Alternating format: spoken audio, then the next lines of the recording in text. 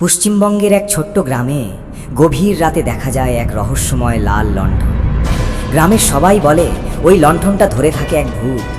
কিন্তু একদিন দুই বন্ধু রোহন আর মিঠুন ঠিক করলো সত্যিটা জানবে। সেই রাতে তারা দেখল অন্ধকারের মধ্যে এক অদ্ভুত ছায়া। কিন্তু সেই ভূত আসলে কি সত্যিই ভয়ের ছিল? এই নিয়ে আজকের গল্প, লাল লণ্ঠনের ভূত।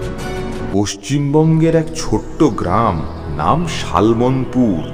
গ্রামটা খুব সুন্দর, চারদিকে বড় বড় গাছ, পুকুর আর ধান ক্ষেত। কিন্তু গ্রামের একদম শেষে একটা পুরনো রাস্তা ছিল, যেটাকে সবাই বলতো ভূতের রাস্তা। গ্রামের লোকেরা বলতো প্রতিদিন গভীর রাতে ওই রাস্তায় একটা লাল লণ্ঠন জ্বলতে দেখা যায়।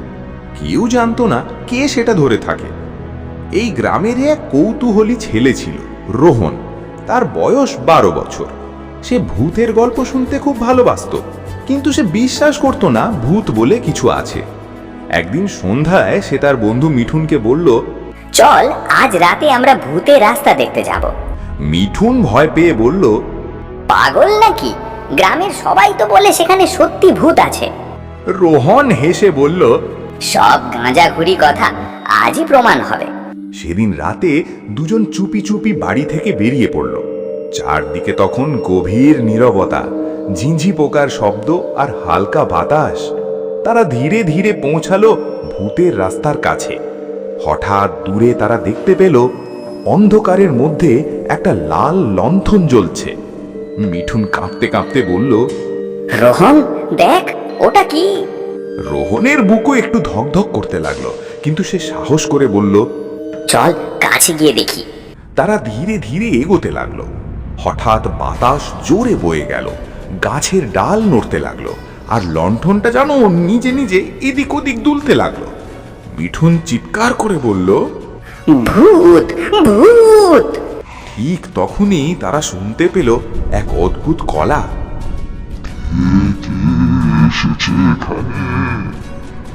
দুজনেই ভয়ে জমে গেল। অন্ধকারের মধ্যে ধীরে ধীরে একটা সাদা ছায়া দেখা গেল। মিঠুন তো প্রায় কেঁদে ফেলল, কিন্তু রোহন সাহস করে বলল, আপনি কে? তারপর অবাক করার মতো ঘটনা ঘটল। সাদা ছায়াটা কাছে এসে বলল,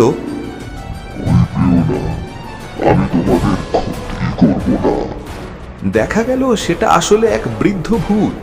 ভূতটা বলল, অনেক বছর আগে আমি এই গ্রামের পাহারাদার ছিলাম। এক ঝড়ের রাতে আমি হারিয়ে যাই। তারপর থেকে এই রাস্তায় লণ্ঠন নিয়ে পাহারা দিই, যাতে কেউ অন্ধকারে পথ হারিয়ে না ফেলে। রোহন অবাক হয়ে বলল, তাহলে আপনি খারাপ ভূত নন? ভূতটা হেসে বলল, সব ভূত খারাপ হয় না।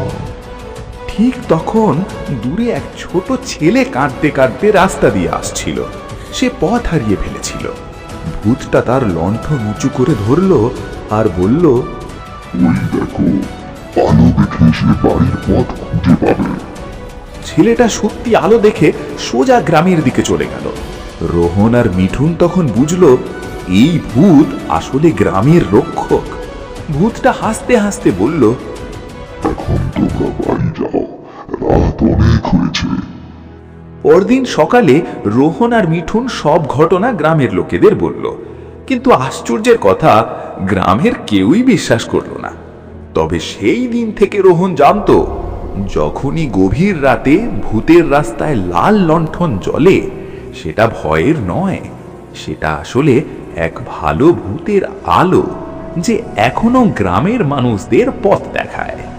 গল্পটি ভালো লাগলে লাইক, কমেন্ট, শেয়ার করুন এবং আমাদের চ্যানেল টুনটুনি টিভি সাবস্ক্রাইব করে পাশে থাকুন নতুন নতুন মজার গল্প শোনার জন্য।